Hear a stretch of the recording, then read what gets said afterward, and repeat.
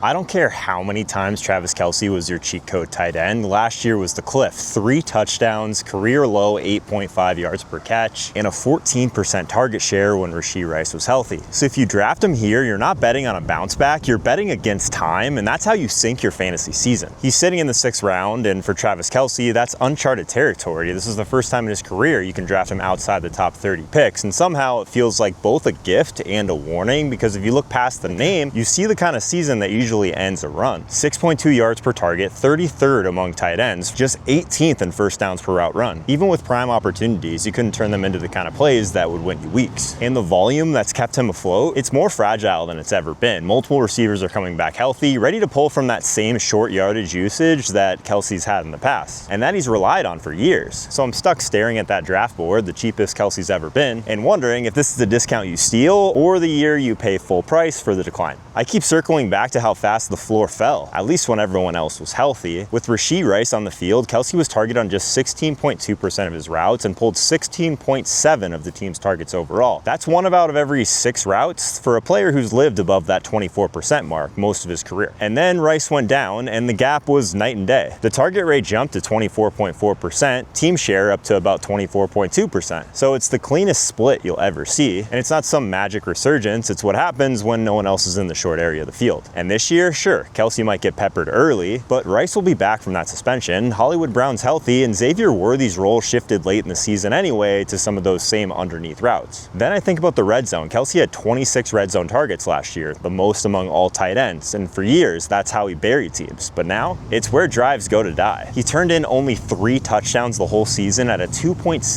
TD rate, when again, he spent his entire career over 5%. The opportunity didn't just disappear, the conversion did. And even outside the red zone, he started to show signs of slowing down everywhere. 8.5 yards per catch, that was a career low. The lowest yards per route run he's ever posted at 1.43. That's not the guy that's dragging safeties and breaking games wide open. That's the guy catching the ball, taking a hit, and going down. So even if the Chiefs' pass rate stays near the top of the league, I can't stop asking myself, if the role shrinks when the wide receivers are active and the touchdowns don't rebound and nothing happens after the catch, what's actually left to win you a week? But the thing that finally got me was realizing that the play after the catch isn't coming back. I keep telling myself the volume was a safety net. As long as Kelce was getting the ball, he could still swing a week. But then I saw it. 3.86 yards after the catch per reception, 14th among tight ends, and a career low in missed tackles forced per touch. There's no extra gear left. That's not just slowing down, that's a complete collapse in what made him dangerous in the first place. And now Andy Reid is already talking about pulling him off the field when he needs to, like willing to be the bad guy and manage his snaps, which means fewer chances overall in an offense with the NFL's 3rd toughest passing schedule, and another receiver now eating the space that used to be his. So that's when it hit me. The drop in ADP isn't just about age, it's about the gap between what the ball means in his hands now versus what it used to. And if that gap stays this wide, I'm not sure the discount is a discount at all. So when you're on the clock and you see Travis Kelce sitting there, remember this: you're not drafting the guy who used to win you leagues after the catch, you're drafting the one who will lose them, 1 8-yard catch at a time. So don't take the bait, don't take the name, let someone else go down with that pick this year.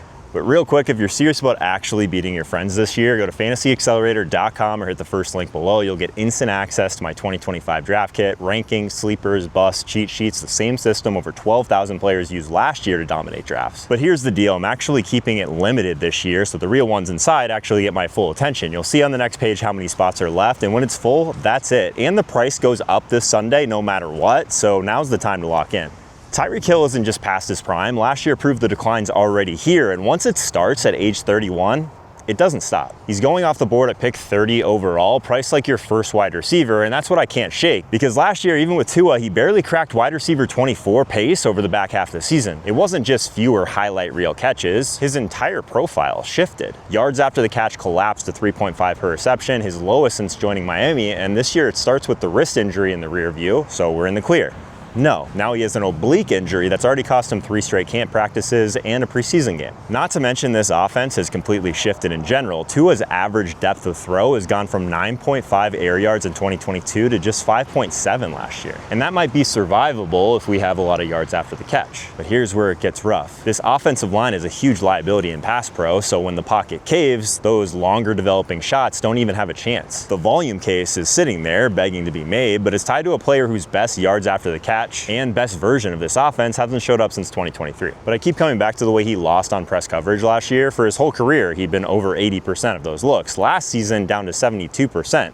Shout out to Matt Harmon, his reception perception. It's just such an insanely valuable resource for wide receivers. And I guess that number is still fine, but it's not the guy who could beat you before you even got his hands on him. And when you start losing there, you have to win somewhere else. The dig, the slant. In 2022, Tyreek was clearing over 84% in those breaking patterns. Last year, well below that. Those used to be automatic for him, and they're just not the same weapon anymore. But then I remembered the wrist. Surgery after the season, a player who built his career on explosion after the catch, coming off his lowest yards after catch in Miami, but now it's August. He's already missing practices, which isn't new. 2 straight off seasons starting in rehab, but it's starting to feel like less bad luck and more like a new baseline. And if that's the case, the only way to hit those old numbers is to get more downfield wins. But Tua's average throw distance has cratered. You can blame play design, but part of it is this offensive line, which is one of the worst in the NFL. In 2024, those posts and corners for Tyreek, those routes that used to be some of his most dangerous, were nowhere near the outrageous win rates from the year before. And that's where I get stuck, because the opportunity math says it's still there, but the version of Tyreek who could win everywhere from every alignment might not be walking out of that tunnel again. The thing that finally got me was realizing this offense is built to hide him, not just with motion or quick game throws, but with a stripped down route tree, recycled red zone concepts, and the same scheme touches inside the 10, because they know that they can't win everywhere anymore. But that's still his role, which is kind of a problem. And now 17% of last year's targets are gone with Jonnu Smith, but they're not going to just turn him loose to earn all of them. Only 4 players on this roster even saw 20 plus targets last year, and they'll keep force feeding him the easy stuff because the tougher stuff just isn't there anymore. So that's when it hit me. He's not being featured because he's still Tyreek Hill. He's being featured because they've already built the whole system around covering up what he's lost. And if this is what protection looks like now, what's left to protect a year from now? At some point, you have to stop paying round 3 prices for a player that they have to scheme around. This isn't the wide receiver who could win everywhere, deep after the catch, because things are trimmed down because of this offensive line and how much time is available for Tua behind the line of scrimmage. And the injuries keep piling up.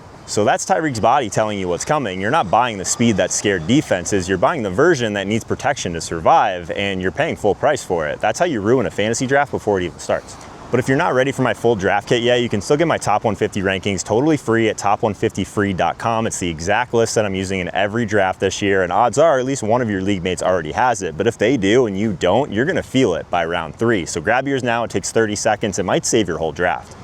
I don't care if Breece Hall is one of the most talented backs in the league. His yards per carry have dropped every single year since he was a rookie, and now the Jets are spending all of August telling anyone who will listen that they plan to work all 3 backs into this offense. So if you burn a 3rd round pick here, you're not drafting a workhorse, you're buying half a back in one of the worst scoring offenses in football. He's RB10 off the board right now, and that's where my brain starts throwing red flags, because it's not just one concern. It's like every layer of this situation is pushing the same direction. He's still being called a workhorse, but the depth chart noise is just too loud to ignore. And they've got a quarterback now who plays nothing like the ones that Hall has thrived with before in the passing game. Justin Fields is a runner who changes the shape of the offense the second he takes his first snap. But the fact remains that this is a bottom tier scoring unit with a new staff coming in from a run heavy Detroit system, but no proof that it'll work with this roster. So yeah, you're paying up for that. I can't decide if I'm buying the player in front of me or clinging to the one that hasn't been here for a while. I just can't get past that decline. 5.8 yards per carry as a rookie, 4.5 in the next year, and 4.2 last season. So it's not just efficiency.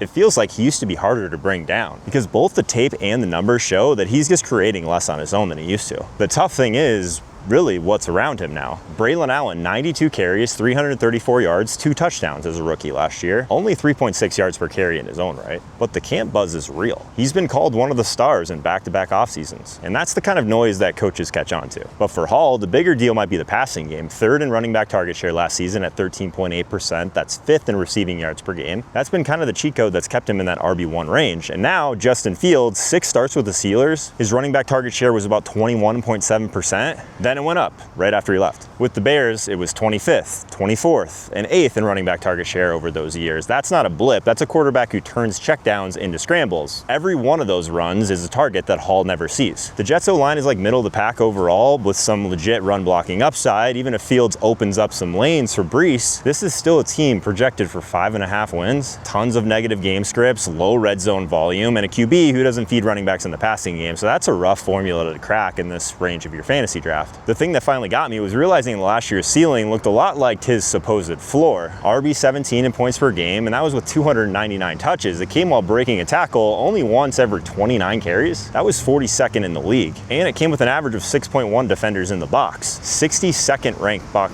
in an offense that was dead last in plays inside the 5-yard line. That's not thriving in bad conditions, that's just scraping by. And now the environment is changing, not in ways that fix those real problems. The line might hold up a little bit better, but this offense is still the same goal line desert. The quarterback might run, but he's not feeding running backs in the passing game. And if the coaches are serious about splitting work between these three backs, RB17 is looking a lot more like RB25. So that's when it hit me. Even if it all breaks right, his best season so far isn't worth RB10. And one more thing that tilts against him, you're drafting the name. Again, not a league winner. And there's a difference between surviving a season and actually having the setup that can win one. Breece Hall survived last year, but he still hasn't cracked 1,000 yards rushing in any season. And 3 years in, the signs say he's relying more on the people around him, not less. So they've said the quiet part out loud. This isn't a one-man backfield, and the quarterback, that's the one thing that breaks this wide open. Because that's not upside. That's the fastest way to lose your draft, and I'm not handing Breece that spot on my roster. Hall's situation is like betting on a glass that's half full. The next guy, you're staring at an empty cup and hoping the refill comes before you're thirsty. They're still calling Joe Mixon the lead back, but behind that line, on that foot, that's just a title, not a guy you can trust in fantasy. He's sitting there at pick 66, an age 29 workhorse on sale, at least on paper. Houston still calls him the lead back. He got paid to get everything, but he's still recovering from that foot injury, and right now it's only a hope for week 1. That's not good. And he's running behind arguably the worst offensive line in football. On the plus side, volume isn't really the question. Mixon handled 80% of the Texans' backfield touches when healthy. The question is whether that volume pays off. When he ranked 22nd in explosive run rate last year, that's a complete mess. It's kind of a price that whispers workhorse discount wrapped in a situation that feels like a slow leak. I keep flashing back to that opening stretch, tied for 5th in weighted opportunities, 4th in red zone touches, and then December hit, an ankle. His workload was cut in half, 10 opportunities per game roughly at times, and the offense was basically just circling the toilet at that point. I thought the ankle was old news, but it's the foot. The same foot again, the same one as before. Multiple weeks missed this summer, timeline pushed back twice on his return. The fact that they're hoping for week 1 at this point is completely terrifying. And if he's slow to ramp up, coaches could turn to Woody Marks for passing down, his specialty in college. Or if Mixon falters or is managed early, what does lead back even mean at this point if the high value touches drift away before September's even over? Even if the foot holds, he's running behind the league's lowest graded offensive line with 3 unproven starters after trading away Laramie Tunsil. Stack that with the NFL's 4th toughest rushing schedule, and then some of these stats I just can't unsee. 38th in missed tackles forced per attempt, 45th in true yards per carry last year, and the scheme shifts. They have a new OC from the Rams tree, more gap runs, play action, more 3 wide receiver sets. That's great for CJ Stroud and his efficiency, maybe not for a 29-year-old running back behind a line that can't open lanes. Even if the role looks heavy when he's active, the safety valves are real at this point. Woody Marks can siphon the only touches that swing your week in fantasy. Nick Chubb's burst is nowhere to be found, but he's still gonna get work. He's still a body that can eat like early down carries, so even if the touches stay high, his upside is a lot more capped from a volume perspective than it was last year. And if the foot flares up, that starting running back title is not gonna get you too far. The thing that finally got me was realizing that the risk was never losing the job, it's that the job itself can't carry you anymore. The same foot from the summer rehab, a line with 3 unproven starters and glaring holes. Chubb quietly taking some early down touches. Marks built a vulture, the only touches that matter in fantasy through the air. And that's when it hit me. If Joe Mixon holds the role, the return is fragile, but this title is far from safe. So I'm out on Joe Mixon behind a bottom ranked line on that same foot that he's been rehabbing. That's not an opportunity, that's a trap in fantasy. So let someone else watch that line collapse on Sunday while you win your matchup with a player you can actually trust. You can't just give away picks in this range. Mixon's the kind of trap that you can spot from a mile away that people are still falling into. The next one, it's disguised as last year's best case scenario until you realized best case was an outlier.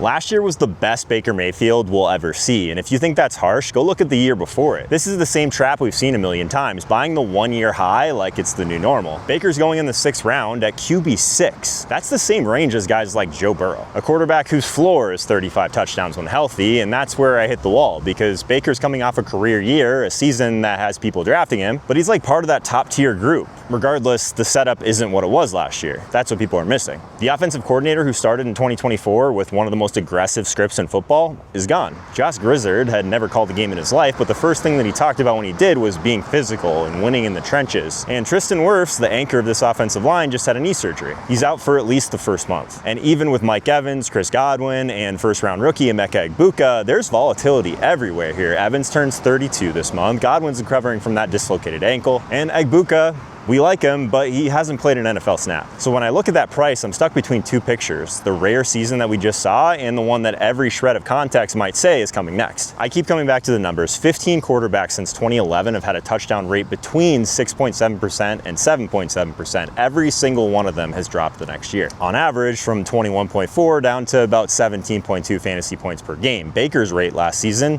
7.2%. He's right in that danger zone of regression. He joined a three-man club in NFL history, 4,500 yards, 40 plus touchdowns, and over 70% completion rate. You don't see that more than once in a decade, so I keep asking myself how much of that is Baker and how much of that is the math that just never stays the same. And then I look at this offense and how they move the ball. They started the year like one of those teams that was pretty high on like pass rate over expectation. They ended the year on the other end of the spectrum where they were running the ball a ton, right as Bucky Irving started to take over that backfield. So that aggressive opening stretch is gone. And now Liam Cohen is in Jacksonville and a first-time play caller is steering the ship. If that second half identity wasn't just injuries, this offense could lean run first in 2025. And one of the things that I like to bring up all the time is offensive line and how important it is for a quarterback's efficiency. So that injury to Wirfs is a huge deal. Last year, Baker was second in the league in accuracy while not under pressure in a clean pocket. It was more than 72% of the time. So without Wirfs for the first month of the season, it's not just the sacks, it's the rhythm, it's the timing. Everything gets thrown off. And all of that matters when we're trying to figure out if some of these balls are going to be catchable or not. And even if the protection holds, Evans is coming off his best target per route run since 2016, but he turns 32 this month. Godwin's still working back from his second major injury since 2021. Again, Egbuka, glowing reviews in camp, but he's still a rookie. That's a lot of ifs. So when I run it all back, the regression precedent, the run heavy lean, the offensive line hole, and the fragile wide receiver room, I can't stop circling the same question. Are we looking at a quarterback who's truly arrived or a season that's almost impossible to repeat? But the thing that finally got me was seeing who's on the board when Baker's name comes up.